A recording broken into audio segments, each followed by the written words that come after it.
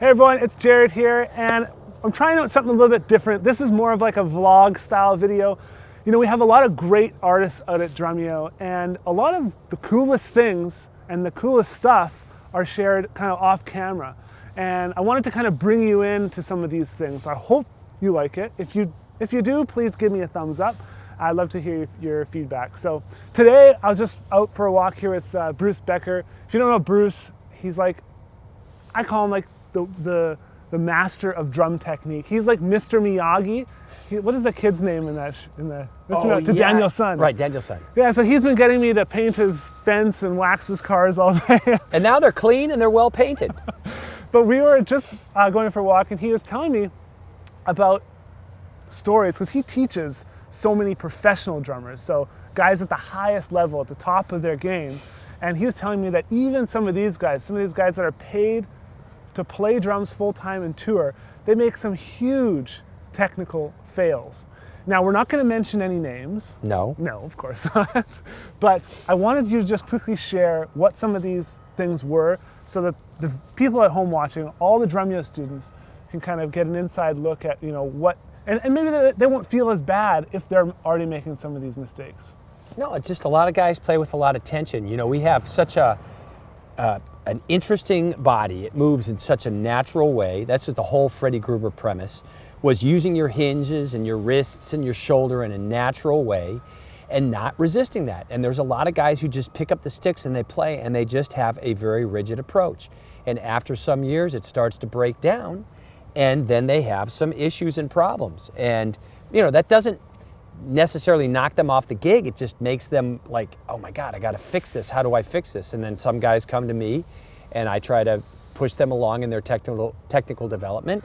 And usually we get some good results, and they start to loosen up and feel a lot better about their playing. But, you know, not just because you're a great player doesn't mean you're immune to having a technical deficiency. Mm-hmm. You know, technical deficiencies are just built on doing something repetitively and not really thinking it through. And some guys just made so much music and had so many gigs, they didn't think about developing that. It wasn't a priority. And then they find themselves at 40 or 50 or 60 going like, right. Ouch. Yeah. So do you get that a lot? Like, a lot of guys will come to you, they've been playing, you know, a road hog on the road for years, and they come to you, and that's like a common thing where they just basically were gripping the sticks too tight, or repetitive motion injuries. Yeah, I see a lot of guys who kind of atrophy over a period of time, and they're struggling, and they're going like, geez, I don't want my, you know, expiration date to come so soon. I want to be able to go and pursue playing a little bit longer and not have to hang up the stick, so to speak. Right. So, you know, you get into that thing of like, all right, well, let's see what we got to work with. And, you know, I don't want to name names, but I've seen some kooky things as to how they're holding the stick.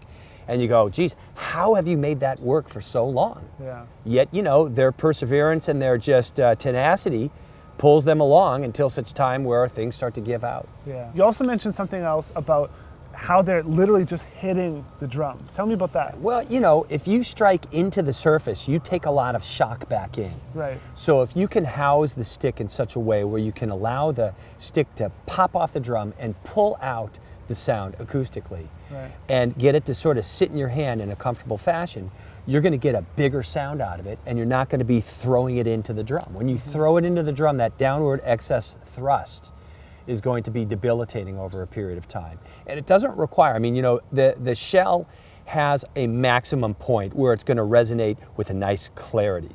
Once you go beyond that, which you can, you get a little bit more of a distorted tone. It'll be loud, but it'll be more of a distorted tone. It's not going to be a pretty tone. If you look at any acoustic instrument, you're basically striking off that surface. Mm-hmm. So if you're hitting a timpani, you're striking off. If you're hitting a concert bass drum, you're striking off the surface. So the drum set should be no different. I mean, it's an acoustic instrument, and you're looking at producing acoustic values, so you want to come off the drum and allow the rebound to occur to some degree, naturally. Okay, you also spoke about something which I thought was an interesting term called a one-dimensional approach. Tell me about that.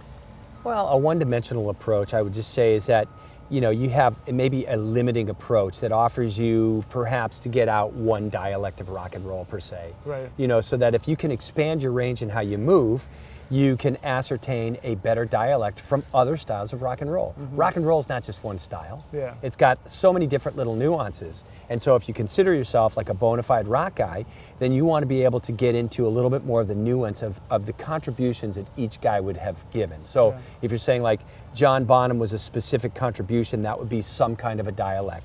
Then you look forward and you go Neil Peart. That's a completely different contribution, but that's a specific dialect too. And so you want to be able to expand your range so you have more nuance to your approach instead of being a one-dimensional guy.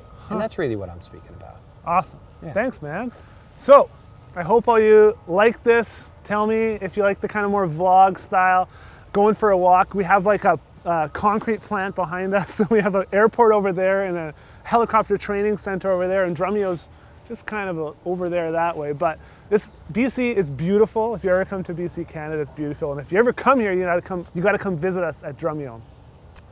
But we just finished filming this course with Bruce. It's called Drum Technique Made Easy. It is incredible, okay? He takes you step by step, a very methodical approach to improving your technique. And in addition to just, video lessons, which are everywhere these days, he actually will work with you and every student who wants his help, where you can ask questions, you can send a video, you can interact with the community. You can actually use him almost like a personal drum coach, and it's incredible. So you got to check it out. The link is probably below or above me, and I just love for you to check it out and see if it's for you. So let me know if you like this new vlog style. Otherwise, we'll see you later.